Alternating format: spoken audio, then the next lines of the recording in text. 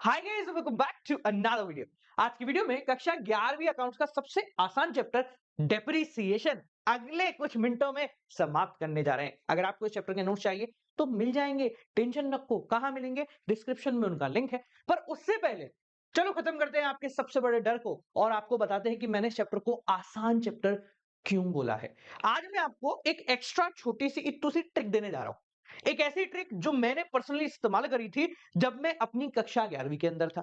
क्योंकि आप सभी की तरह मेरे को भी डेप्रिसिएशन में बहुत ज्यादा प्रॉब्लम होती थी। अरे पहली मशीन, दूसरी मशीन, पहली का डेप्रिसिएशन, दूसरी का डेप्रिसिएशन, पहली सेल भी हो गई, अरे इसको कहां लेके जाना है, इसको कब लेके जाना है, इतने सारे कंफ्यूजन में कभी भी आंसर सही नहीं आता था। पर अपन ने ईगो पे ले लिया और ईगो पे लेने के बाद आधा घंटा शांति से बैठकर मैंने सोचा कैसे कर सकते हैं, तो मेरे दिमाग में आया एक सॉलिड जुगाड़। उस जुगाड़ को आज मैं आप लोगों को दे दूंगा। भाई जुगाड़ ज्यादा बड़ा नहीं है, बहुत छोटा है, पर जब हम उसको अप्लाई करेंगे तो ऐसा लगेगा जनाब टेसड़ा पड़ी गयो, मजा आ भी गयो। ऐसा मतलब अंदर से बहुत ज्यादा खुशी आ जाएगी। तो चलो शुरू करते हैं हमारे डेप्रिसिएशन के इस प्यारे से चैप्टर को। Let's get started. सबसे पहले बात करते हैं डेप्रिसिएशन का सिंपल भाषा में मतलब। हम कोई भी अगर फिक्स्ड एसेट खरीदते हैं तो समय के साथ उसको यूज करने की वजह से, उसके सेकेंड हैंड होने की वजह से उसकी वैल्यू में गिरावट आती है। उस गिरावट को अकाउंट्स की भाषा में डेप्रिसिएशन कहा जाता है। अब सुनने में तो सिंपल है कि भाई एसेट्स की वैल्यू में गिरावट, पर अगर डेफिनेशन देखेंगे तो दो चीजें इसमें बहुत काम की हैं। सबसे पहली चीज क्या है, ध्यान से देखो। It refers to the fall in the value of tangible fixed assets. सिर्फ टेंजिबल फिक्स्ड एसेट की वैल्यू में गिरावट आएगी तो उसको डेप्रिसिएशन कहेंगे। इसके अलावा अगर इंटेंजिबल एसेट्स की वैल्यू में गिरावट आ रही है तो उसको डेप्रिसिएशन नहीं कह सकते। अब टेंजिबल एसेट से मेरा मतलब क्या है? ऐसे एसेट जिनको छू सकते हैं, जिनको देख सकते हैं, machine, building, furniture, table, chair, ये हो गए टेंजिबल एसेट। इंटेंजिबल एसेट मतलब गुडविल वगैरह। जैसे मान लो यूट्यूब पे अपन ने अभी भी शुरू किया है नया चैनल, अच्छे व्यूज आ रहे हैं, कुछ समय बाद व्यूज कम होने लगते हैं, तो क्या कहेंगे हम कि अब वो बात नहीं रही, अब वो गुडविल नहीं रही, अब आपका नाम नहीं रहा। तो ये जो नाम है ना, इसको हम कहते हैं गुडविल, एक बंदे का इंटेंजिबल एसेट। तो समय के साथ हो सकता है इस इंटेंजिबल एसेट में भी कमी आ जाए, पर उसको हम डेप्रिसिएशन की कैटेगरी में नहीं डालते, उसको हम अमोर्टाइजेशन बोलते हैं। बात वही है, बस अमोर्टाइजेशन बोला जाता है। ठीक है, अब देखो, it refers to the fall in the value of tangible fixed assets. क्यों? बिकॉज ऑफ इट्स यूजेज, हमने उसको यूज करा है, समय के साथ विथ टाइम पुराना हो गया है, या छोटा मोटा एक्सीडेंट हो गया है और उस वजह से ये नया जैसा नहीं रहा। अकाउंटिंग की भाषा में ये जो गिरावट है ये परमानेंट भी है और साथ साथ में कंटिन्यूअस भी है। परमानेंट और कंटिन्यूअस का मतलब, पहली चीज तो ये बढ़ नहीं सकती। ऐसा नहीं है कि आज 1 लाख का अगर प्राइस हो चुका है मशीन का तो कल 1.5 लाख का हो जाएगा, हम उसको यूज कर रहे हैं उसके बाद भी। ये परमानेंट लॉस है, कभी मशीन की वैल्यू नहीं इंक्रीज होगी। दूसरा, ये कंटिन्यूअस फॉल है, यानी लगातार गिरता है, हर साल ये लगेगा ही लगेगा। अब डेप्रिसिएशन की एक खास बात और है कि ये चार्ज अगेंस्ट प्रॉफिट है। अब चार्ज अगेंस्ट प्रॉफिट का मतलब क्या है? चाहे आपकी कंपनी को प्रॉफिट हो चाहे लॉस हो, डेप्रिसिएशन तो देना ही देना है। अब देने का मतलब क्या है, इसको समझना, बच्चे इसको नहीं समझ पाते। डेप्रिसिएशन देने का मतलब है कि आज अगर मेरी मशीन की वैल्यू 1.5 लाख है तो 1 साल बाद इसकी वैल्यू 1,35,000 हो जाएगी।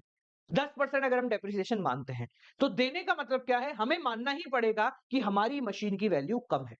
अब क्योंकि मशीन की वैल्यू गिरा रहा है तो एक तरीके से लॉस है, और इसलिए डेप्रिसिएशन जो है वो at the end profit and loss के खाते के अंदर ट्रांसफर किया जाता है।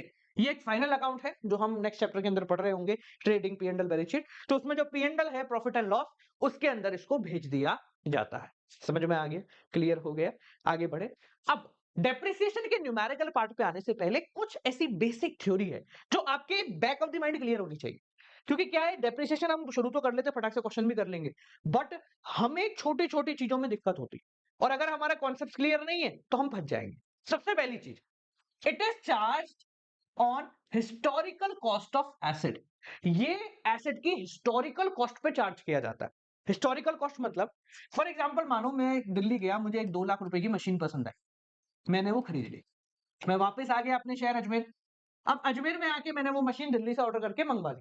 तो जब मैंने वो मंगवाई तो उस पर ट्रांसपोर्टेशन कॉस्ट लगी, ठीक है, बड़ा सा ट्रैक्टर या जो भी ट्रॉला वोला हायर होके वो मशीन आई, उसने लिए मुझसे 30,000 प्लस। वो मशीन बहुत बड़ी थी, तो उसको असेंबल करना मेरे बस की बात नहीं थी, तो वहीं से टेक्नीशियंस आए 10, 20, 15 और उन्होंने आके उस मशीन को असेंबल किया और इसके लिए उन्होंने चार्ज किए इन टोटल 20,000। तो अब ध्यान से मेरी बात को समझना, जो डेप्रिसिएशन चार्ज किया जाएगा वो इस 2 लाख पे नहीं होगा, बल्कि इस 2,50,000 पे होगा। इसको हम कहते हैं हिस्टोरिक कॉस्ट या फिर वो कॉस्ट जिसको लगाने के बाद मशीन मेरे पास रेडी टू वर्क है। ये 2 लाख रुपए की मशीन खरीदने के बाद मैं काम शुरू नहीं कर सकता, क्योंकि मशीन दिल्ली में पड़ी। ये पूरा खर्चा लगेगा 2.5 लाख होने के बाद मैं कह सकता हूं कि अब ये मशीन मेरे लिए चालू है। एक और चीज, ये जो मशीन है ये उसकी कॉस्ट है। अगर इस पे टैक्स लगता है, जैसे आईजीएसटी लगा, मैं दिल्ली से लाया तो ठीक है, तो अगर आईजीएसटी लगा या यूटीजीएसटी लगा, जो भी लगा, तो जीएसटी का जितना भी पैसा है वो इस पे एडिशनल है, 18%, 12% जो भी लगेगा, वो डेप्रिसिएशन की कॉस्टिंग में काउंट नहीं होगा। यानी कि ये जो 18% यहां लग रहा है उस पे कोई डेप्रिसिएशन नहीं लगेगा, सिर्फ इसके ऊपर डेप्रिसिएशन चार्ज किया जाएगा। यानी depreciation is not charge on tax rate. समझ में आ गया? एक और चीज, एक शब्द आपको कई बार देखने को मिलेगा, इसको पहले समझ लो, स्क्रैप वैल्यू या रेसिडुअल वैल्यू। अभी स्क्रैप वैल्यू का मतलब क्या होता है, हिंदी में बोले भंगार की कीमत, कि अगर इस मशीन को मैं 5 साल, 10 साल, 20 साल यूज करने के बाद भंगार में बेचता हूं, तो मेरे को भंगार वाला अमूमन कितने पैसे दे देगा, ये होती है उसकी स्क्रैप वैल्यू। स्क्रैप वैल्यू का पता करना डेप्रिसिएशन के परसेंटेज को काउंट करने के लिए जरूरी है। यानी जिस क्वेश्चन में आपको डेप्रिसिएशन की परसेंटेज नहीं गिवन होगी, उसमें ये जरूर गिवन होगा और इसी की मदद से हम डेप्रिसिएशन निकाल लेंगे। समझ में आ गया? ठीक है। एक आखिरी चीज, डेप्रिसिएशन जो चार्ज किया जाता है वो last day of accounting year को चार्ज किया जाता है। अगर मशीन बिक नहीं रही है, वापस सुन लो, अगर मशीन बिक नहीं रही है तो डेप्रिसिएशन कभी नहीं लगेगा, सिर्फ साल की आखिरी तारीख को ही लगेगा। यानी अगर सिंपल भाषा में बात करें तो 31 मार्च को ही डेप्रिसिएशन लगाया जाएगा। इससे पहले पूरे साल में डेप्रिसिएशन के बारे में कोई भी बात नहीं। आखिरी और अंतिम चीज, बुक वैल्यू। आप इस चीज को पकड़ के रखना कि आपको क्वेश्चन में ये बुक वैल्यू की टर्म बहुत मिलेगी। बुक वैल्यू ही काम की होती है। बुक वैल्यू का मतलब क्या है, देखो, ये जो हमने 2.5 लाख बोला, ये थी उसकी कॉस्ट। मैं बोल रहा हूं कि 1 साल हो गया इस मशीन को मैं यूज कर रहा हूं और इस पे 10% डेप्रिसिएशन लगा रहा हूं, 10%। तो 1 साल बाद इस मशीन की कॉस्ट पता है कितनी रह गई? मतलब इस मशीन की बुक वैल्यू कितनी रह गई? 2.5 लाख माइनस 1 साल का डेप्रिसिएशन 10%, 25,000। तो ये कहलाती है मेरी बुक वैल्यू, यानी कि कॉस्ट माइनस डेप्रिसिएशन। कब का? टिल डेट, आज की तारीख तक। जिस तारीख की मैं बात कर रहा हूं, इस तारीख को अगर मेरे को बुक वैल्यू पता करनी है तो मुझे क्या करना पड़ेगा? कॉस्ट माइनस अब तक लगा हुआ डेप्रिसिएशन। समझ में आ गया?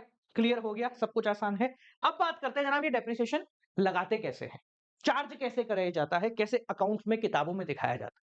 हमें तो ये बात समझ में आ गई कि भैया एक एसेट है जो हर साल अपनी वैल्यू कम करता रहता है, तो मैं उसको दिखाऊंगा। दिखाऊंगा कैसे?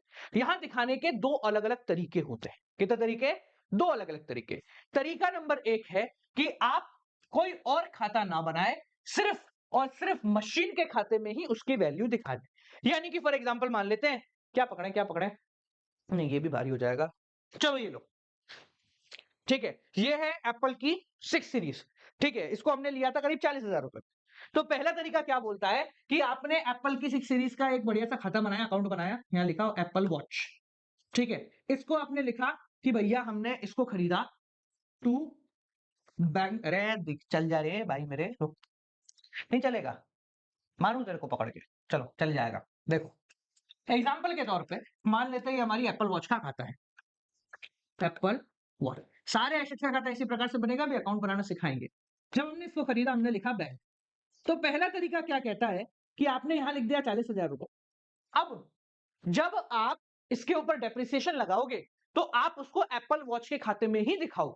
तो हमने डेप्रिसिएशन लगाया इधर, बाय डेप्रिसिएशन, मान लो 4,000 रुपए का लगा, एग्जाम्पल के रूप में बता रहे हैं। तो साल के अंत में मेरे एप्पल वॉच की कीमत कितनी रह गई, यानी इसका बैलेंस कितना रह गया, बाय बैलेंस सीडी 36,000। यह है पहला तरीका। अब इसमें हो क्या रहा है, 2 चीजें ध्यान से समझना। पहली, डेप्रिसिएशन एसेट के खाते में ही लगेगा। दूसरा, इस साल जो बैलेंस शो होगा, मतलब जो ये बैलेंस दिख रहा है, it is equal to book value. It is equal to book value. Book value का मतलब अभी अपन ने पढ़ा कि डेप्रिसिएशन हटाने के बाद, अब आप देखो 40,000 में से 4,000 गए तो 36 बचे, तो ये क्या है? Cost minus depreciation. ठीक है, तो इन केस जब डेप्रिसिएशन एसेट के खाते में से चार्ज किया जाता है तो आपके पास जो बैलेंस आएगा वो बुक वैल्यू के बराबर होगा। एमसीक्यू करने में इससे बेहतरीन सवाल नहीं बन सकता। अगर मैं पर्सनली भी टीचर होता, मतलब आपके स्कूल में टीचर होता, तो मैं ये सवाल जरूर देता कि भाई अगर हम डेप्रिसिएशन एसेट के खाते में से चार्ज कर रहे हैं तो जो बैलेंस आ रहा है वो किसके बराबर होगा? Cost of the machinery, book value of the machinery, cost of depreciation, या नन ऑफ द अबोव। ये क्वेश्चन 110% देता, आपके भी आने के चांसेस बढ़ जाते हैं। समझ में आ गया? ठीक है, अब देखो ये तो हो गया हमने अकाउंट्स के फॉर्मेट में कैसे लिखते हैं। बात करते हैं भैया इसकी जनरल एंट्री और कैसे प्रोसीडिंग होती है। देखो एक चीज ध्यान से समझना, जब ये बुक वैल्यू है तो यहां पर यही जो बैलेंस है ये आपके बैलेंस शीट के अंदर जाएगा। बैलेंस शीट का मतलब साल के अंत में बनाया हुआ खाता। तो यहां पर जो बैलेंस शीट में फाइनल जो वैल्यू है ये क्या है? ये है मशीन की बुक वैल्यू। क्या आप मुझे बताओ, मुझे कुछ नहीं दिख रहा, मुझे सिर्फ ऐसा दिख रहा है मशीनरी इज इक्वल टू 36,000। तो क्या मैं इसमें पता लगा सकता हूं क्या कि इसमें डेप्रिसिएशन कितना लगा था, कितना लगा है, कितना कॉस्ट है? नहीं पता लगा सकता। अगर मुझे सिर्फ ये दिख रहा है, ये देख के तो मैं बता सकता हूं। तो यहां पर जब हम एसेट्स के खाते में ही सब कुछ चार्ज कर रहे होते हैं तो हम डेप्रिसिएशन को और कॉस्ट को अलग अलग नहीं दिखा सकते, क्योंकि हमारे पास फाइनल बैलेंस सिर्फ ये आता है। समझ में आ गया? अब बात करते हैं इसकी जनरल एंट्री। तो डेप्रिसिएशन लगाने की जनरल एंट्री क्या होती है? देखो बेटा लो ये तरीका कर लेते हैं। डेप्रिसिएशन क्या है? दो तरीके हैं जनरल एंट्री बनाने के, पहला रटना, दूसरा याद करना, समझना। मतलब रटना और याद करना तो एक ही बात है, समझना। देखो हम भूलते वो हैं जो याद करते हैं, जो समझा जाता है वो कभी नहीं भूला जाता, और मैं समझाने का काम करता हूं। डेप्रिसिएशन मेरे लिए क्या है?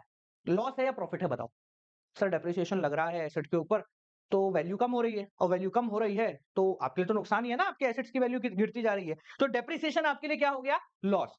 और अगर हम गोल्डन रूल्स ऑफ अकाउंटेंसी में जाते हैं तो नॉमिनल अकाउंट कहता है कि लॉस को हमेशा करते हैं डेबिट।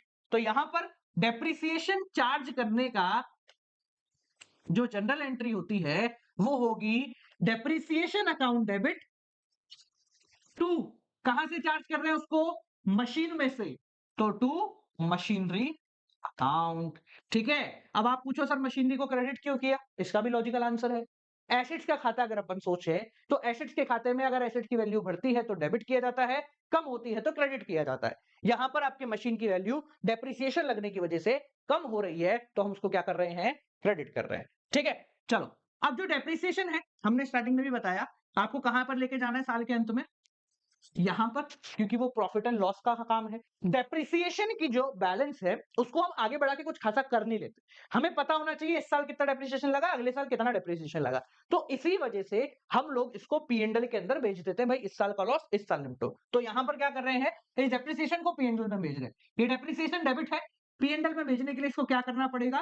पीएनडल to depreciation. ये आ गया इसको पीएनडल के खाते में भेजने का बैलेंस। इसको लिखते हैं ट्रांसफरिंग टू पीएनडल। समझ में आ गया? अब समझो, ये तो हो गया पहला तरीका, जब हम मशीन के अंदर से ही डेप्रिसिएशन को चार्ज कर रहे हैं। तरीका नंबर 2, हम एक अलग खाता बना रहे हैं, charge from provision for depreciation या अक्यूमुलेटेड डेप्रिसिएशन। सबसे पहला मैं सवाल पूछता हूं, क्यों बना रहे हैं? नहीं मतलब जरूरत क्या पड़ रही? सीधा सीधा इससे कर लो। जरूरत दो है। पहली, कॉमर्स वाले देखो आलसी होते हैं, इसमें कोई दो राय नहीं। तो हम हर काम को आसान करने की कोशिश करते हैं। तो हम बीइंग अ कॉमर्स स्टूडेंट अगर एक और खाता बना रहे हैं तो उसको बनाने से हमारा काम आसान होना चाहिए। आसान कैसे हो रहा है? यहां पर जब एक मशीन है तो बैलेंस निकालना आसान है। यहां पर मैंने 500 मशीन लगा दी, क्या करोगे?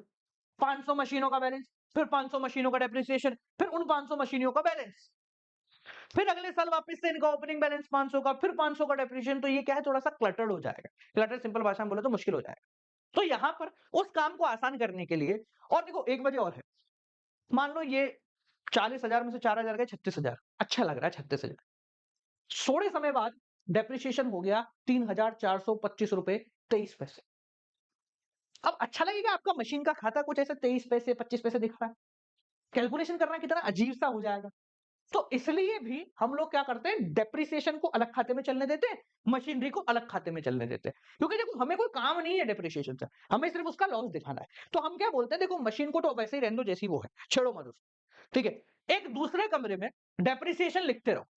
क्यों लिखते रहो? एक तो मेरे को लॉस दिखा दूं इसलिए, दूसरा जब हम इसको बेचेंगे तब इन दोनों को मिला के प्रॉफिट लॉस निकाल, ठीक है। तो दूसरा खाता क्या कहता है कि आप डेप्रिसिएशन को मशीन के खाते में चार्ज मत करो, बस प्रोविजन का एक अलग खाता बना दो जिसमें आप डेप्रिसिएशन डाल दो।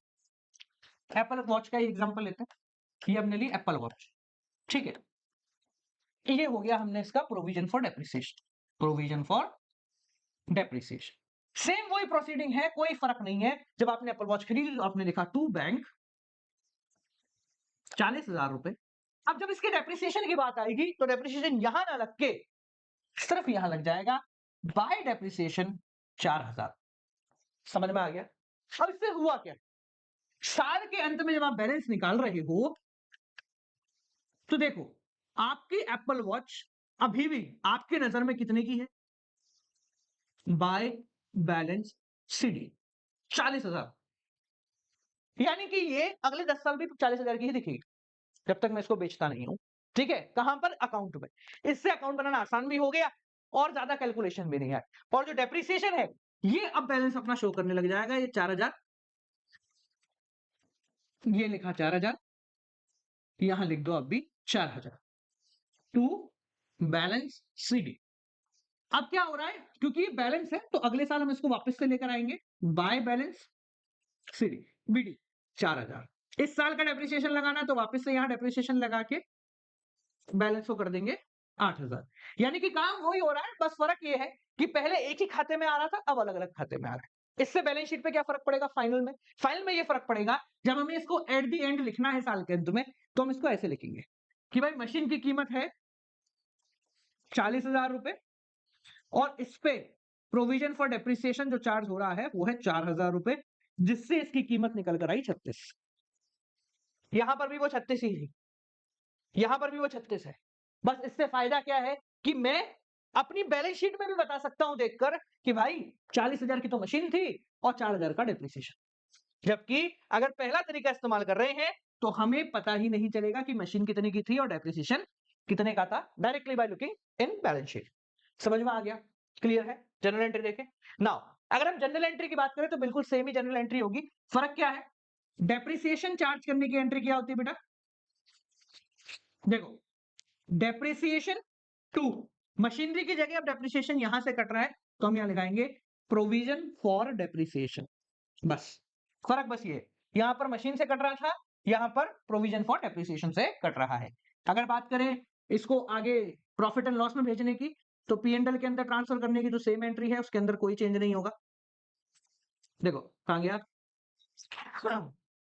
P and L two depreciation, clear, समझ गए। आसान है, इजी है, बहुत इजी है, मैं कह रहा हूँ ना इजी है। अभी वो ट्रिक बताऊंगा जिसमें और मजा आएगा। हम जब क्वेश्चन करेंगे ना हम इसके, तो ऐसा जुगाड़ बता दूंगा कि तुम कभी भी कोई एंट्री को आगे पीछे नहीं कर पाओ, चाहकर भी नहीं कर पाओगे। चलो अब बात करते हैं डेप्रिसिएशन लगता कैसे है, मतलब कैसे इसकी अमाउंट को कैलकुलेट करते हैं। 10,000 लगेगा, 15,000 लगेगा, 20 लगेगा। तो डेप्रिसिएशन चार्ज करने के दो मेथड होते हैं। पहला मेथड होता है आपका fixed percentage on original cost या फिक्स्ड इंस्टॉलमेंट या स्ट्रेट लाइन मेथड, जिसको शॉर्ट फॉर्म में आप एसएलएम भी कहते हैं। दूसरा तरीका होता है डिमिनिशिंग बैलेंस के ऊपर लगाना, रिड्यूसिंग इंस्टॉलमेंट या रिटर्न डाउन वैल्यू मेथड, इसको वो आप ये मेथड भी बोलते हैं। दोनों में फर्क क्या है, बहुत आसान है, ज्यादा बड़ा फर्क नहीं है, बहुत छोटा फर्क है। फर्क पहला क्या है वो समझो, ये मान लो मशीन की कॉस्ट है 2.5 लाख रुपए, कितना है, वही 2.5 लाख रुपए, हम डेप्रिसिएशन लगा रहे हैं 10%। तो पहले साल डेप्रिसिएशन कितना लगेगा, 2.5 लाख का 10% यानी कि 25,000। दूसरे साल डेप्रिसिएशन कितना लगेगा, अब समझना ध्यान से, ओरिजिनल कॉस्ट मेथड का मतलब है कि डेप्रिसिएशन आपको हमेशा कॉस्ट पे ही लगाना है। आज डेप्रिसिएशन लगाओ, 5 साल बाद लगाओ, हम इसी 2.5 लाख के ऊपर डेप्रिसिएशन लगाएंगे। 6 महीने का लगाना है तो 10% 6 महीने का लगा दो, पर लगेगा इसी 2.5 लाख के ऊपर। यानी सेकंड ईयर भी अगर हम डेप्रिसिएशन लगाए तो वो भी 25,000 आएगा, थर्ड ईयर भी लगाए तो वो भी 25,000 ही आएगा। ये मेथड आसान है कैलकुलेशन के नजरिए से, पर इसकी एक सबसे बड़ी डिफेक्ट है कि अगर आप 10 साल तक डेप्रिसिएशन लगाते रहे तो 10 साल बाद इसकी वैल्यू हो जाएगी जीरो। आपके पास मशीन है, उसकी वैल्यू जीरो है, नहीं हो सकता ऐसा, ठीक है ना? तो ये थोड़ा सा इसका एक डिफेक्ट है, लूप होल हम कह सकते हैं। दूसरा आता है आपका return down value method.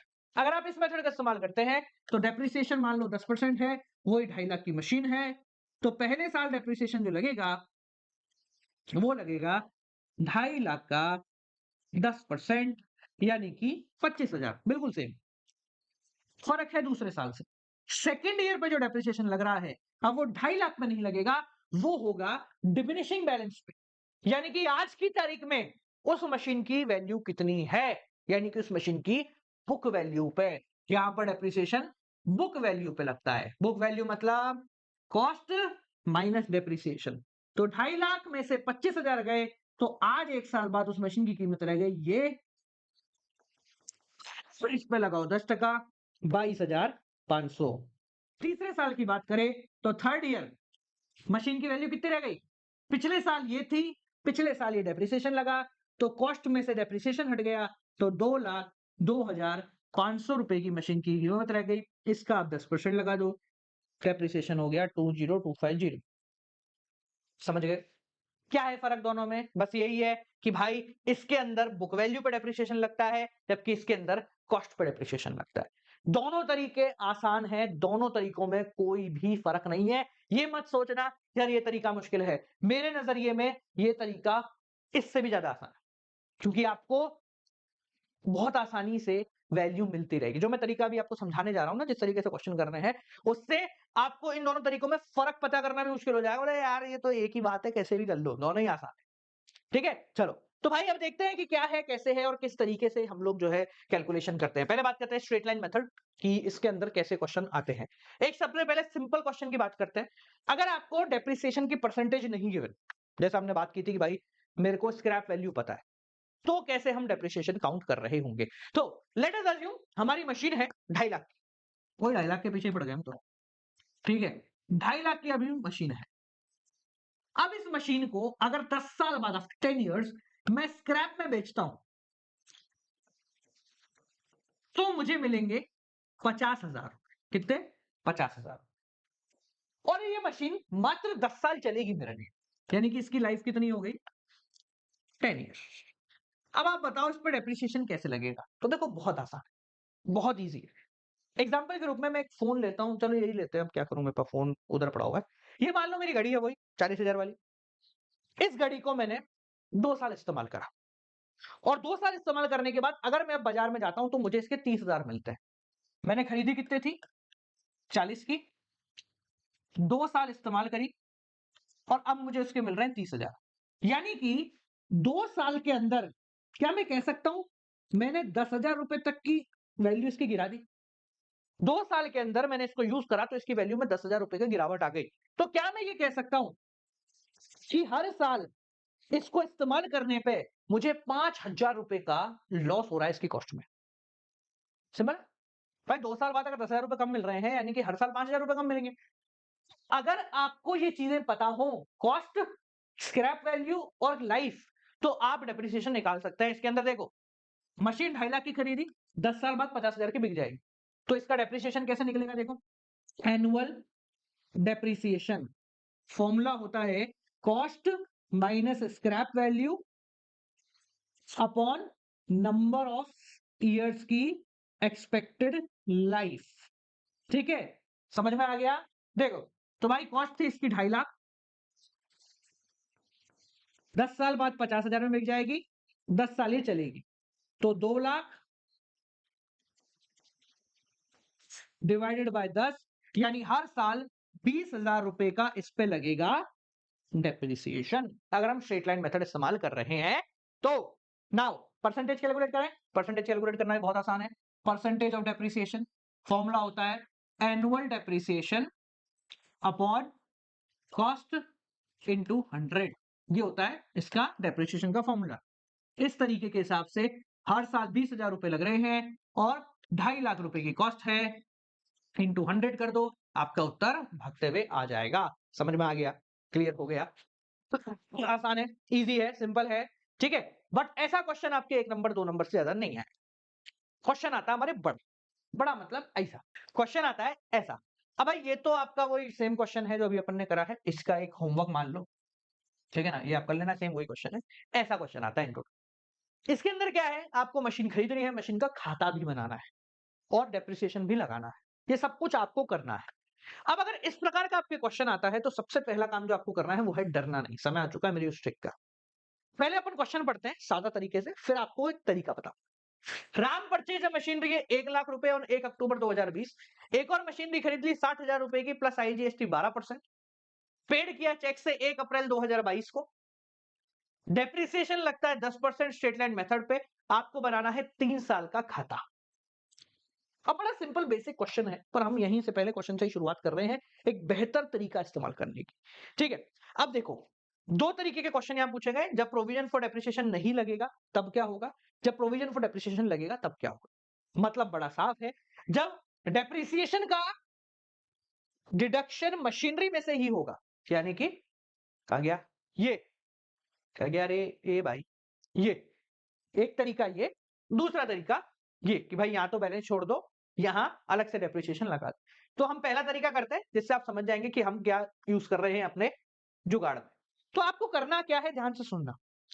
Depreciation के खाते में अगर आपको क्वेश्चनों को आसान करना है तो आपको टाइमलाइंस का इस्तेमाल करना पड़ेगा। किस चीज का, टाइमलाइंस का। टाइमलाइंस का मतलब क्या होता है, आपको पता होना चाहिए कौन से साल में क्या इवेंट हो रहा है। जैसे इस क्वेश्चन में 3 साल के खाते बनाने हैं, ध्यान से देखना मैं क्या कर रहा हूं। तो मेरा पहला खाता शुरू होगा 1 अप्रैल 2020 से लेकर 31 मार्च 2021 तक। दूसरा साल शुरू होगा 1 अप्रैल 2021 से लेकर 31 मार्च 2022 तक। और तीसरा साल शुरू होगा 1 अप्रैल 2022 से लेकर 31 मार्च 2023 तक। से सुनो, मुझे ये 3 साल के अकाउंट मेंटेन कर। अब ध्यान से सुनना जो मैं बोलने वाला हूं। हम क्या करेंगे, 2 चीजों के बारे में ध्यान रखेंगे।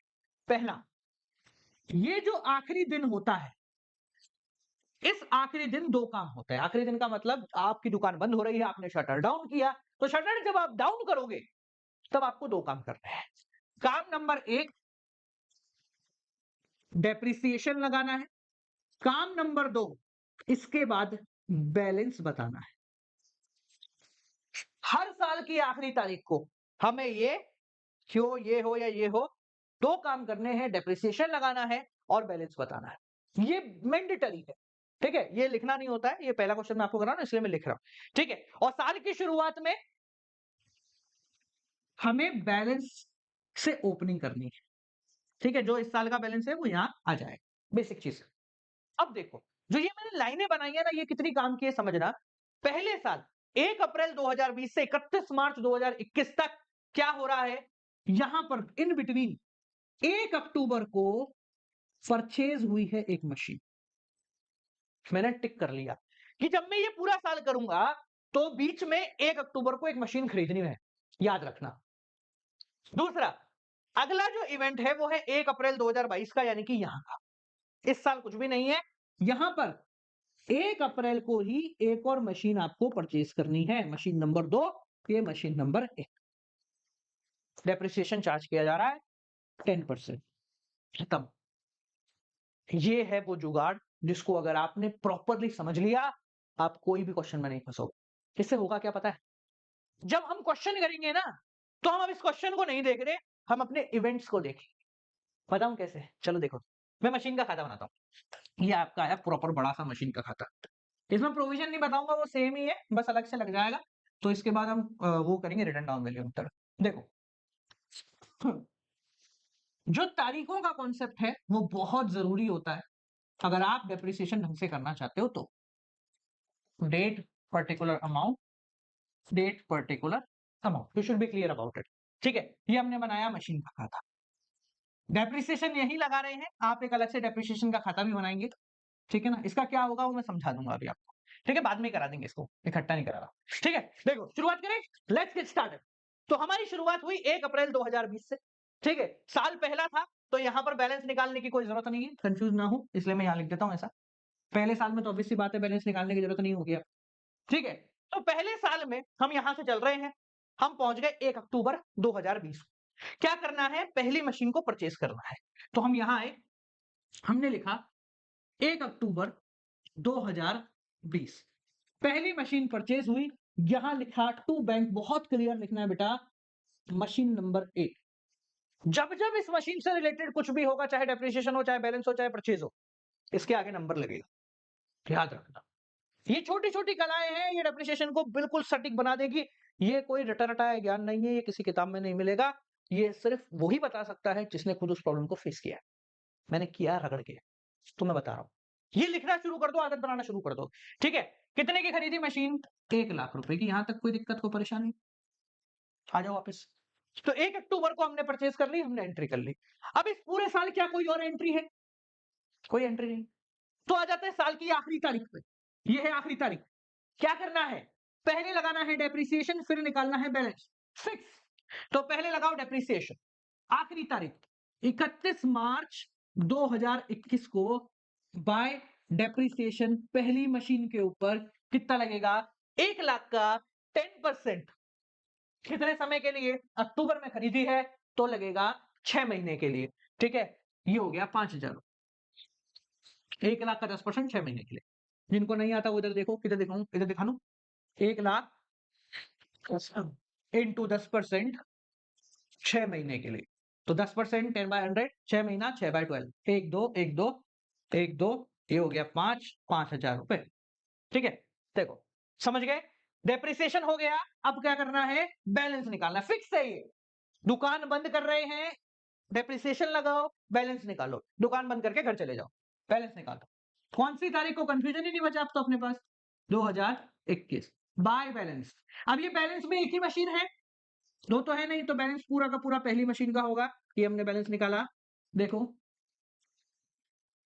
1 लाख कैसे निकालते हैं, ज्यादा वाला दोनों तरफ लिखा, जो बैलेंस बचा उसको इधर लिखा 95,000, खत्म, पहला साल एंड। अब क्या करना है, ये हो गया, दोनों काम हो गए, आगे बढ़ो, वापस आते हैं यहां। अगले साल की शुरुआत में सबसे पहले आपको बैलेंस निकालना है, ठीक है। तो इस बैलेंस को यहां लेके आ जाएंगे, साल की शुरुआत है 1 अप्रैल 2021, टू बैलेंस बीडी। इधर से होता है तो सीडी, इधर से होता है बीडी। पहली मशीन ही चल रही है 95,000।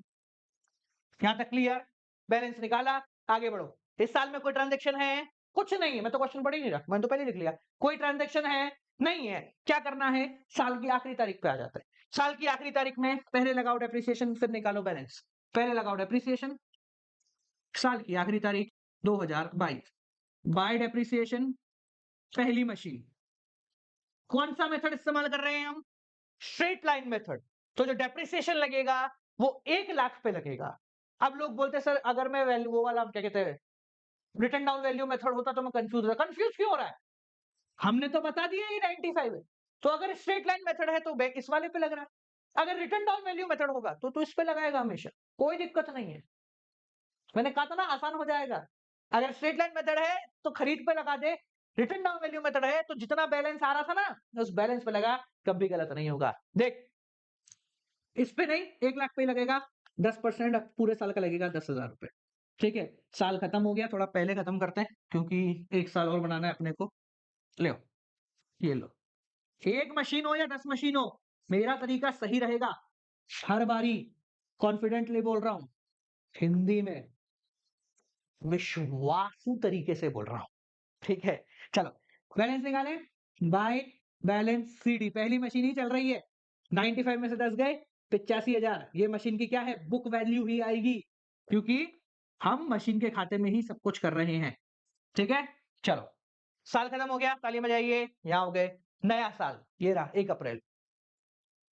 1 अप्रैल तो हमने लगाया 1 अप्रैल 2022, टू बैलेंस बीडी, पहली मशीन ही चल रही है 85। अब देखो मैं कुछ नहीं कह रहा हूं, हमारा टाइमलाइन ही बोल रही है कि 1 अप्रैल को एक और परचेस करनी है। कितने की, 60,000 की मशीन है, आईजीएसटी 12% लगेगा। आईजीएसटी लगे, सीजीएसटी लगे, एचजीएसटी लगे या कोई और जीएसटी लगे, मेरे को क्या लेना देना। मशीन की कॉस्ट में तो काउंट नहीं होता, जीएसटी तो टैक्स में जाए, बढ़िया है, मेरे को कोई लेना देना नहीं। तो यहाँ पर मुझे सिर्फ 60,000 की मशीन खरीदनी है। देखना यहाँ से, टू बैंक मशीन नंबर 2, ठीक है जी, 1 अप्रैल 2022, ठीक है, कितना आया देखो, 60,000। इवेंट पूरा हुआ, डरने का नहीं है, पूरे साल कुछ और है नहीं है। आ जाओ 31 मार्च, बाय डेप्रिसिएशन। अब देखना यहाँ कला कर रहा हूं मैं बहुत बेहतरीन वाली, 2023। अब डेप्रिसिएशन 2 मशीन पे लग रहा है, इसमें भी और इसमें भी, तो शुरुआत से ही अलग कर दो ना, शुरुआत से ही अलग करो। डेप्रिसिएशन में लिखो पहला नंबर, दूसरा नंबर, पहली मशीन पर डेप्रिसिएशन 1 लाख का 10%, 10,000। दूसरी अभी खरीदी है 60,000, 1 अप्रैल को ही खरीदी थी, तो 6,000, 16,000। पता है फायदा क्या हुआ इससे? मेरे को अगर आज की तारीख में भी कोई बोले ना डेप्रिसिएशन कितना लगा है, तो मैं बता सकता हूँ। ऐसे देख, लोग रफ में करके इधर जोड़ के लिख देते हैं, बावड़ियों कैसे बताओगे? अब देखो एक और कला जो शायद कोई नहीं बताएगा, और किसी ने बताई है तो तालियां बजाओ उसके लिए, वो बहुत अच्छा टीचर है। जिन्होंने नहीं बताई शायद कुछ और सोच के नहीं बताई, पर मेरे हिसाब से बीइंग अ स्टूडेंट बतानी चाहिए। वो कला क्या है? डेप्रिसिएशन के बाद लगता है बैलेंस। अब यहां जो बैलेंस मैं निकाल रहा हूं ना, वो थोड़ा स्मार्टली निकाल रहा हूं, ताकि मुझे आगे तक कभी जिंदगी में प्रॉब्लम ना हो। वो बैलेंस भी अलग अलग मशीन का अलग अलग निकाल लो। कैसे निकालेंगे? बहुत आसान है, देखो, बाय बैलेंस सीडी, पहली मशीन दूसरी मशीन, ध्यान से देखना। आप डायरेक्टली भी करोगे तो भी वही आएगा, ऐसा कुछ नहीं है कि अरे भाई रुक जा, सॉरी 1 मिनट, खुरा मन गया क्या? क्या? खुरा मन गया? तो आप डायरेक्टली जैसे इसका बैलेंस निकाला ना, वैसे निकालोगे तो भी वही आएगा। फर्क, अरे क्या हुआ भाई, नहीं निकालू, किसी को कुछ बुरा लग गया क्या? सॉरी सर, किसी को बुरा लग गया तो। हाँ 85 और ये हो गया 1,45,000, ठीक है। और इधर भी करोगे तो ये 1,45,000 ही होगा, कोई दिक्कत नहीं है। बैलेंस निकालोगे वो भी वही आएगा, 1,29,000, ठीक है। पर हम क्या कर रहे हैं, इसको अभी से डिफरेंशिएट कर रहे हैं, ताकि अगर आगे बेचना पड़े तो कोई दिक्कत नहीं हो। कैसे कर रहे हैं देखो, 85 था, 10,000 का डेप्रिसिएशन लग गया, तो पहली मशीन रह गई 75,000 की। दूसरी मशीन 60,000 की थी, 6,000 का डेप्रिसिएशन लग गया, इसकी कीमत हो गई 54,000। सर ऐसा क्यों किया? ऐसा करने का पता है सबसे बड़ा फायदा, अगले साल जब आप बैलेंस निकालोगे, शुरुआत करोगे, तो ऐसे ही लिखना। इससे क्या फायदा होता है? अगर आप रिटर्न डाउन वैल्यू मेथड कर रहे हो, मैंने बोला ना, तो इसी बैलेंस पर डेप्रिसिएशन लगा देना, 75 पर 54 पे। काहे को हमें अलग से वर्किंग नोट में ले जाके पूरा 1.5 पेज का वर्किंग नोट बनाना? मैंने आपकी किताब देखी थी, रुको मैं दिखाऊं किताब, रुको। मैंने किताब मतलब ग्रेवाल जी की देखी थी, तो उसमें एक चीज मेरे को अच्छी नहीं लगी, पर्सनली बोल रहा हूँ, मतलब ऐसा नहीं कि गलत चीज थी, सही थी, पर मुझे लगा कि अगर मैं बच्चा होता तो शायद मैं डर जाता है। मैं दिखाता हूँ, इसलिए मैंने कहा नहीं यार ऐसे नहीं करेंगे अपन, थोड़ा अलग तरीका इस्तेमाल करते हैं। देखो, ये देखो, नॉट अच्छा है कॉन्सेप्ट, मतलब जनरली ऐसे ही किया जाता है, पर अपन बच्चे हैं ना, तो अपन अलग तरीका निकालते हैं। तो ये देखो, ये पूरा का पूरा रिटर्न डाउन वैल्यू मेथड का कैलकुलेशन। मैंने कहा अगर कैसा रहे कि अगर अपन इसको यहां ना करके यही कर दें, तो कितना आसान तरीके से ये काम हो जाएगा। ये गलत नहीं है, बिल्कुल सही है, आप इस तरीके से इस्तेमाल कर सकते हैं। ठीक है जी, चलो अब देखो आगे बढ़े। इसके अंदर जो डेप्रिसिएशन का खाता मैंने खाली छुड़वाया है, उसमें क्या किया जाता है, बस बता रहा हूं। डेप्रिसिएशन के खाते में यहां लिखते हैं 2 मशीन, पहले साल लगा था 5,000 का डेप्रिसिएशन, इकट्ठा ही करना है वैसे तुम्हें, यहाँ बाय पीएनडल कर देते हैं अपन, वो 5,000 रुपए, और इसका कोई भी बैलेंस आगे प्रोसीड नहीं होता है, ठीक है ना। डेप्रिसिएशन का जो खाता होता है, प्रोविजन नहीं, सिर्फ डेप्रिसिएशन का। इसका क्या मतलब है?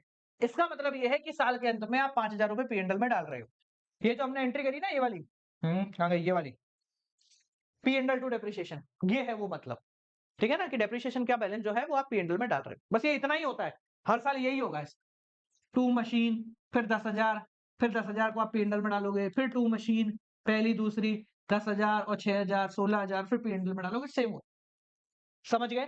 क्लियर है? तो अब मेरे हिसाब से आपको रिटर्न डाउन वैल्यू मेथड अलग से कराने की जरूरत भी नहीं होनी चाहिए, क्योंकि हमने क्या किया है, हर बारी यहां बैलेंस निकाल दिया, हर बारी यहां बैलेंस निकाल दिया। क्लियर है?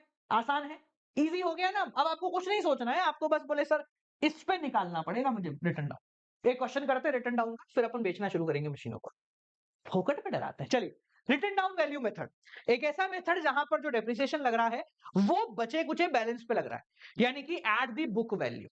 ठीक है।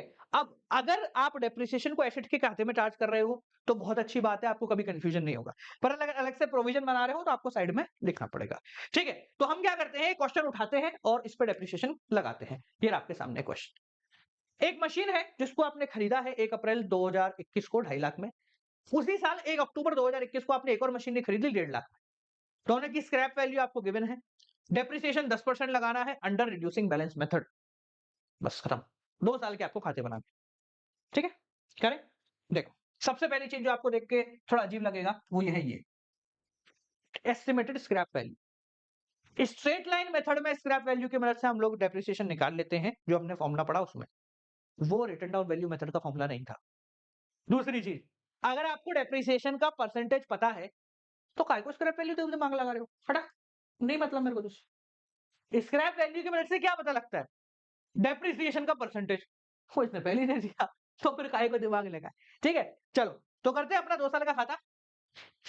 1 अप्रैल 2021, 31 मार्च 2022, 1 अप्रैल 2022, 31 मार्च 2023।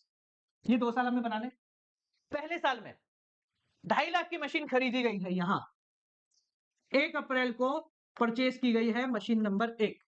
उसके बाद 1 अक्टूबर इसी साल एक और मशीनरी परचेज की गई है, मशीन नंबर 2। बस इतना ही है क्वेश्चन, और तो कुछ नहीं। 10% का डेप्रिसिएशन।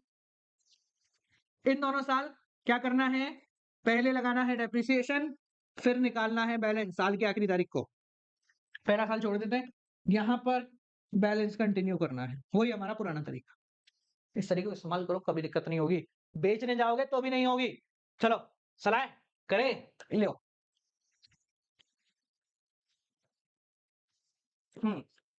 इधर इधर इधर इधर इधर इधर रुको। एक चीज और ध्यान रखना आप, क्योंकि जब 11वीं क्लास में हो तो कुछ टेक्निकलिटीज में नहीं फंसते हो। वो ये है, जैसे आपने इस खाते को देखा, इस खाते में एक गड़बड़ है। ये कॉलम बहुत बड़ा है और ये कॉलम बहुत छोटा है। ऐसा नहीं करना है आपको, पहली चीज। दूसरी चीज, हमेशा याद रखना, डेट का कॉलम छोटा हो सकता है डेप्रिसिएशन के बेसिकली चैप्टर में। अमाउंट का कॉलम और पर्टिकुलर कॉलम इसको ठीक ठाक रखो। क्यों रखो, क्योंकि एक तो पर्टिकुलर के कॉलम में आपको बैलेंसेस लिखने पड़ते हैं अंदर। अपन ने लिखा ना, देखो यहाँ पर कहां गया, हे भाई, ये बैलेंसेस लिखने पड़ते, तो इसलिए जगह होनी चाहिए। दूसरा, इसके कॉलम में जगह छोड़ो ताकि हम अमाउंट को खुला खुला लिख सके। 5,000 को 50 और 50,000 को 5,000 नहीं करें, वरना फिर रेक्टिफिकेशन आ जाएगा। ठीक है, तो देखो अपन ने वही करा।